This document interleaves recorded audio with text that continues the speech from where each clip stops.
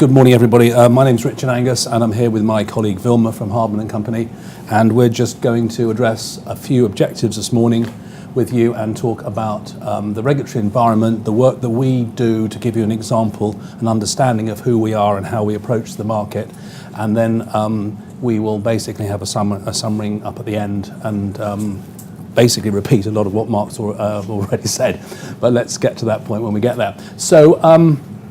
One of the objectives is to be better informed about the growing regulatory influence on advisors' lives, and the way that we look at MiFID II, and we're not regulatory consultants, but what we are people who understand where the regulator is going to go. And one of the big issues that we come up across a lot of times is people don't really understand what MiFID II is trying to get to. So there are a number of things. The first thing is that MiFID II as a whole is trying to increase competition in the financial services market. That's really what's behind it. The logic being, if you have more competition, you get better pricing, you get better services to the ultimate customer, the client, who is the investor, and it should raise professional standards. Now, to do all this, you need a certain amount of transparency and clarity. And one of the issues with that is that you then have to put a lot of procedures in place, which causes a lot of administrative costs and hassle, and everybody thinks at the end of the day, is this worth it or not? One of the things that we are finding is that there are a lot of people in this country who are high net worth individuals who at the moment aren't adequately advised on what would be considered some of the more interesting EIS and SEIS opportunities. And the reason they're not getting that service is because many of the advisors are not concentrating on this area of the market, and part of that is probably due to the fact that it's not a big part of their business, but the other point is to actually understand and feel technically competent in this area is a challenge, and this is something that we at Hardman can help with. So I'm now going to flip on to the next slide and just tell you a little bit about who Hardman is, because we are far more than a company that's involved in the tax-enhanced space. In fact, our roots are in the public markets. We have a list of over 40 public companies that we write research for, and we distribute this very, very widely. And we were asked to come into the EIS market a couple of years ago, mainly because of the issues that we're seeing today, is that there is more education that's going to be required to make advisors more competent, if you like, to sell the products that they have the investment opportunity that the providers hope that they do present. So our business is really structured looking at the regulatory environment and trying to work out where the bottlenecks, where the problems, where the issues are. So that's why we entered the market a couple of years ago. And these are basically the services we offer. So we have our traditional services on the far side, which is quoted company work. We also do consultancy work as well. So we're very active in valuing businesses, doing due diligence. We do due diligence for our European Stock Exchange. We do expert witness work. But the tax-enhanced space, which is the bit that we're interested in over here, is we do the investment research. We also have started doing IFA training as well to get people up to speed with what MiFID II means for their business, and also we've started doing work on panel selection. And at this point, I'm going to introduce you to Vilma, this is Vilma's CV on the screen here. Vilma's going to take you through TR 16.1 and other regulatory issues, and then I'm going to come back and give you a quick chat at the end about how we should pull this all together from a practical point of view. Good morning, everyone. Thank you very much.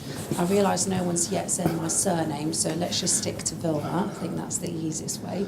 So I'm going to spend maybe about 10 minutes or so trying to brighten up your day, talking about MiFID II, some of the regulations, what the FCA is trying to do in this area, and just cover those aspects. So just to start with due diligence, obviously Mark's already touched upon it, but with regards to the IFA community, I think what we talk about when we talk about due diligence is really the due diligence before making a personal recommendation. So it's stating the obvious, but it's actually making a comprehensive assessment of your clients, of their risk profiles, of their current financial situation, of their objectives, and then at the same time looking at the market, looking at the products available and how the two match. So I think that's what we're really looking at when we talk about due diligence with regards to the IFA community.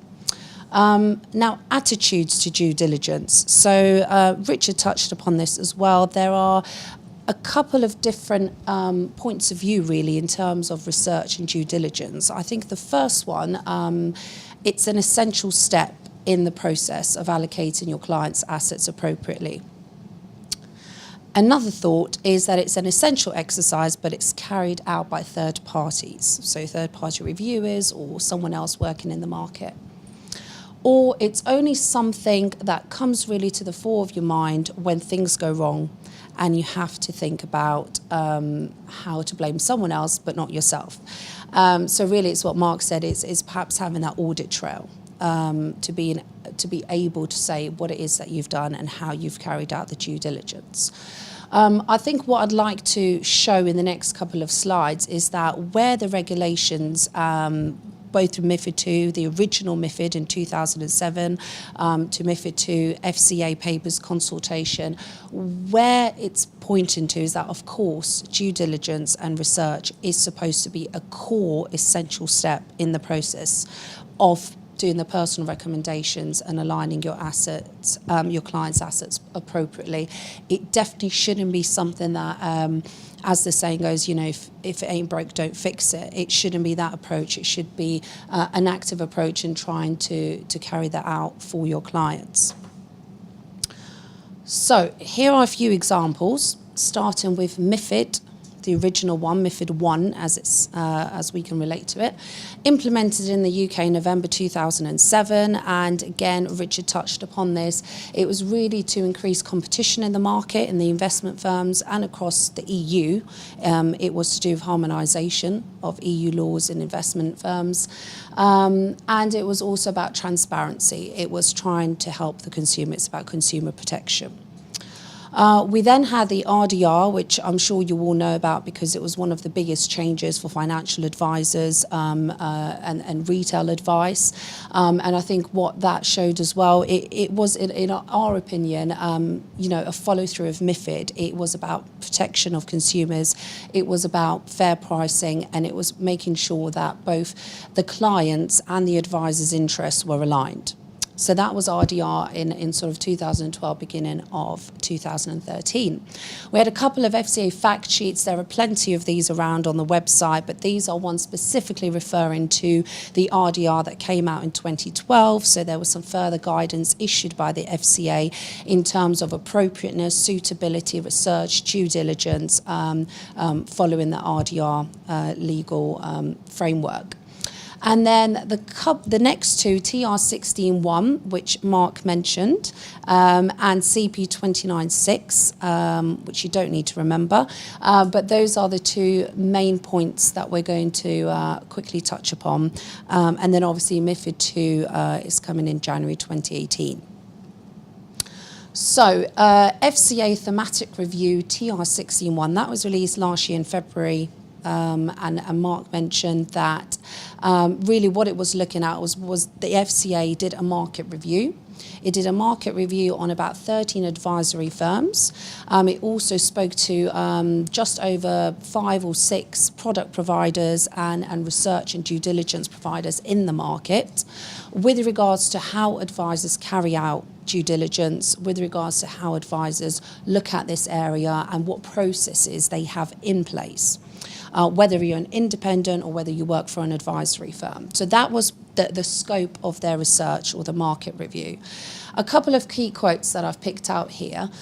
The poor quality of an advisory firm's research and due diligence is one of the 3 root causes for poor consumer outcomes. Now, I've just touched upon MiFID, RDR, MiFID II.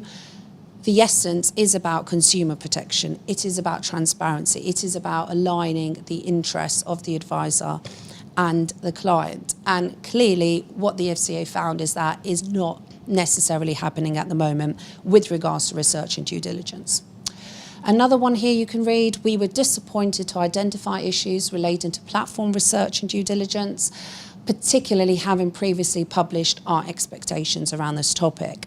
And the reason why we picked out this quote is this refers to those fact sheets in the previous slide, which refers to RDR, which refers to MiFID. And the point that that we're making is that it has always been in the legal framework, consumer protection, advisory firms, due diligence, research.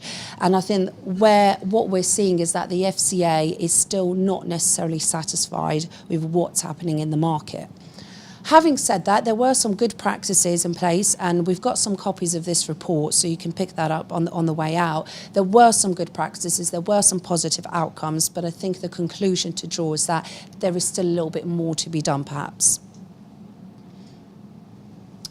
So here it's just delving a little bit more into what's actually in the report, what is research and due diligence in the FCA's point of view.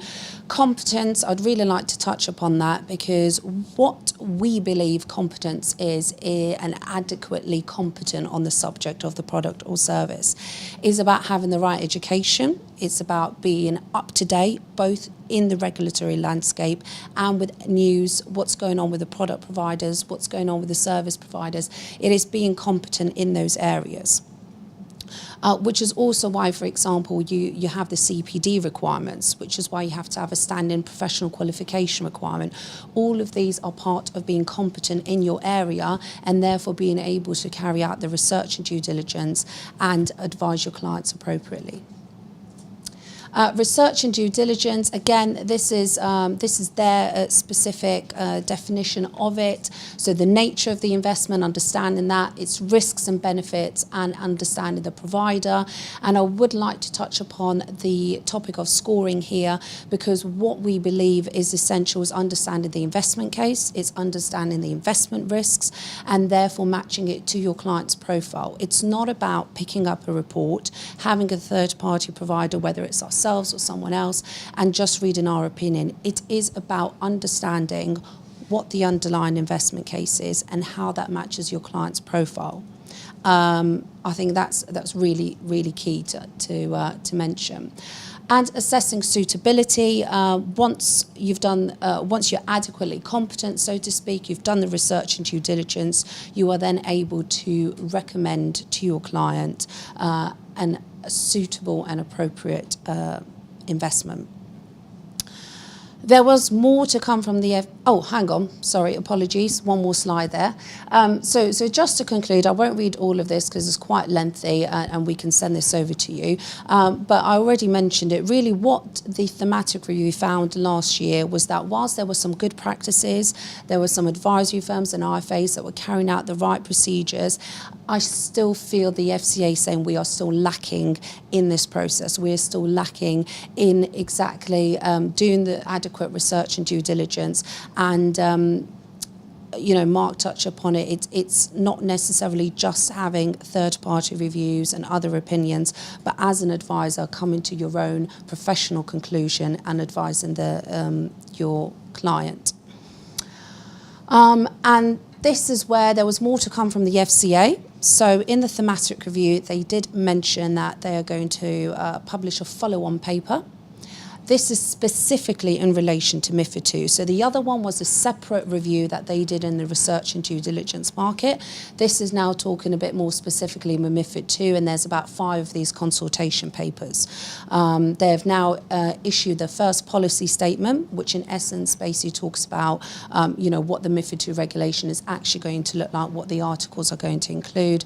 And the second one is due this June, if you're interested in reading those. But they are about 400 pages each. So just FYI, I have here put the Chapter 7 and Chapter 8 as the most relevant ones for you. So this talks about suitability and appropriateness with regards to IFAs, with regards to giving retail advice. And again, it's reiterating the same point it made in the thematic review last year. That there's a suitability assessment, and this time you really have to, stating the obvious, have to do the due diligence and the comprehensive assessment of your client. You have to do the profiling, you have to do the hard facts, the soft facts. You have to understand your client's situation and objectives as best as you can. An interesting quote there, which we picked out from that, is that no personal recommendation should be made. or decision to trade be taken if none of the services or investments are suitable for the client.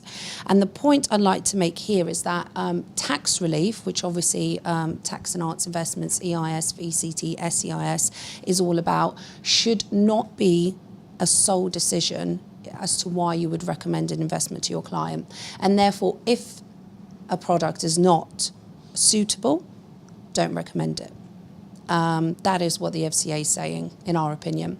And Chapter 8, again, it's appropriateness. In a way, I think that they're somewhat similar, whether the product is suitable and appropriate, and it's also covered in COBS 10, which is the FCA handbook. So all it's doing, MiFID II consultation paper, it's just giving a bit more clarity as to where it applies and how it applies. But it already is in the COBS 10 handbook.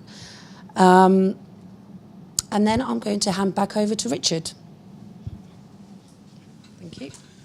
Oh, you've got yours. I've got mine. Thank you very much. Okay, so by now, if you're an advisor, you might start to feel slightly uncomfortable that you might have to understand some things that you haven't actually necessarily had to have in-depth knowledge of before. And the reference to scoring in reviews that some people do, we don't believe that scoring is appropriate, and we can discuss this afterwards if you like.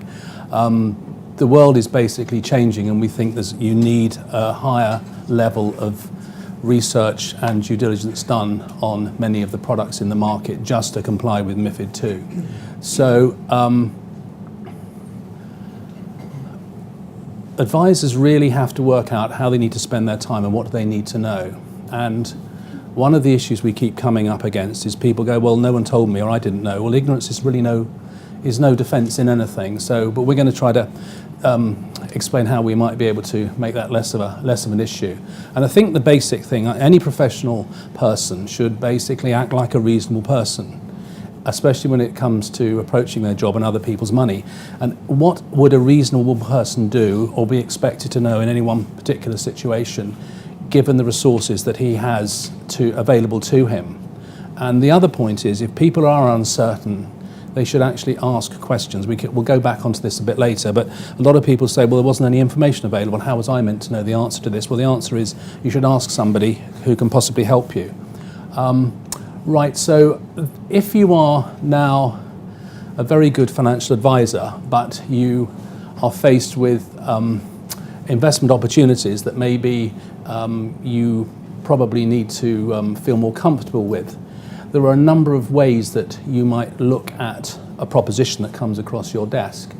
You'd obviously look at the risk and reward, you'd look at the business proposition, you'd look at the investment processes that would be deployed by the fund manager. You would obviously look at their management records, you could look at what they've done in the past, you could look at who these people are, you could look at all sorts of things. But you also, at the end of the day, you really want to work out the division of reward and also the other side of it, if things don't go so well, the absorption of losses. So when you think about the whole process, you've got your client's benefits that should accrue from a successful investment. You've also got to realise that other people in the chain need to be rewarded as well. And if things go wrong, the other way around, are you going to absorb, or are you going to be at risk of absorbing more than your fair share of losses? So you need to also look at the structure of these funds as well. And so by the time you get through that, you should start having a degree of confidence in the investment processes as opposed to just understand what they are.